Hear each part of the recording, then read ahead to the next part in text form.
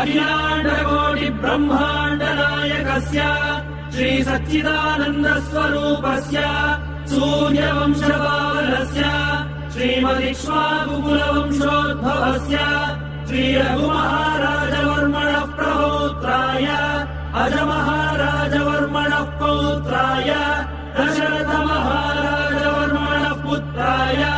चक्रवर्ति सार्वभौमाय श्री महाविष्णु अवतारभूताय भरतखण्ड आत्मस्वरूपाय श्री पट्टाभिरामचन्द्र स्वामिने श्रीरामचन्द्रं सीता लक्ष्मण भरत शत्रुघ्न सहित सदा